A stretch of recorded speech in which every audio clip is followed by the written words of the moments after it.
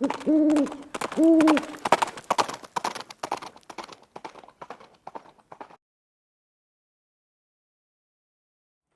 guys, it's Viejo here, and we are at the end of the third week of August in 2023.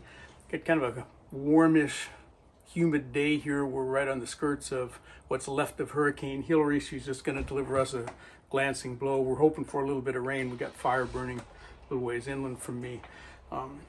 But anyway, I got 77 here in the garage at about 65% relative humidity or so. And it's Moldy Monday.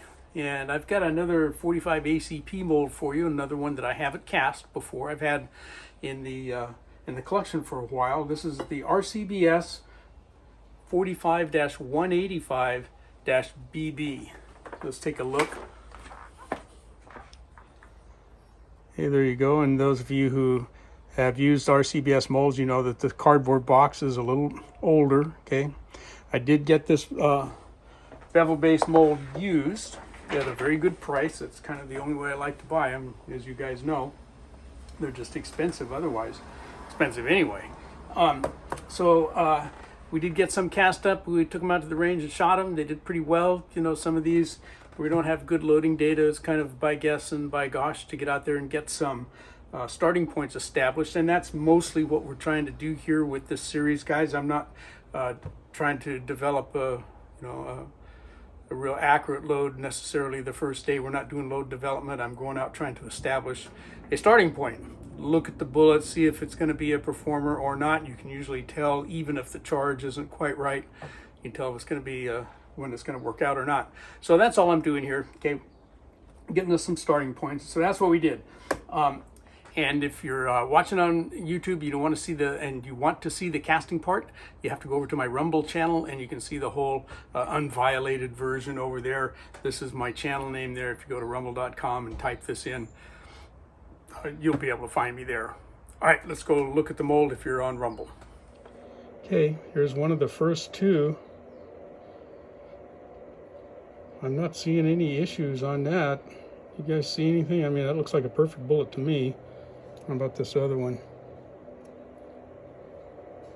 Yeah? I'll take them. Heck yeah, man, those are nice. Okay. And if we look at the base there, you can see this slight bevel to it. Not as strong a bevel as what we would see on like the Seiko bevel base molds. Okay, just kind of the slightest bevel down there. All right. We'll keep going. Our metric data then for the RCBS 45-185 bevel base came in at 186 grains with this alloy. Ran at about 690 degrees with the V1 alloy, Viejo number 1, the 9532 for about BHN 11. Both cavities at 0.453. Okay. Overall length 0.569, base up to the shoulder 0.330. Very similar to the RCBS 45-200 SWC, just a little bit lighter weight, a little shorter bullet. Coming out of the oven is the RCBS 45-185 BB. These are done up in Eastwood lime green. Okay, another easy coater, you guys. Look at that. They look perfect. All right, quench time. All right, so as you saw, that went real well. Got a nice batch of bullets out of that to get powder coated and go test. Let's go have a look at the shooting at the new range. And I did shoot another bullet there for a future Moldy Monday. So on the target, you're going to see a couple of other bullets on there, but we'll talk about those at another time. So let's go see how we did at the range.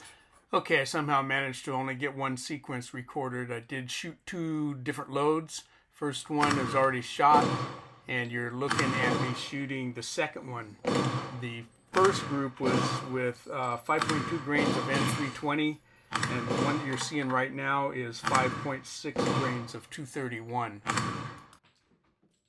Okay, that top target is the 5.2 of N320, and the bottom one there is the 5.6 grains of 231. Okay, you saw how the range went then. It shot pretty well. Okay, not wonderful, but pretty good. And incidentally, there is load data for that bullet in the Lyman Cast Bullet Handbook 4th edition, okay, with both of those powders that we used. Okay, so you can go look that up if you're interested in.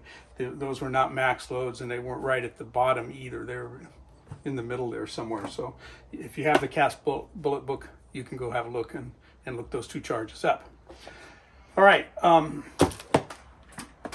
I think that for now we're gonna talk about wrapping this one up. That was a good experience all the way around. You know, we like it when we have a mold that runs that well, and then plus end up with loads that shoot okay for us. Okay, gave me some good information to go work with this mold a little bit further. I'm pretty sure I can refine that charge with both of those powders and come up with a little bit better accuracy on them. But it was a good place to start. All right, I hope you enjoyed that, got something out of it. But from the Viejo bench, for now, that's all she wrote.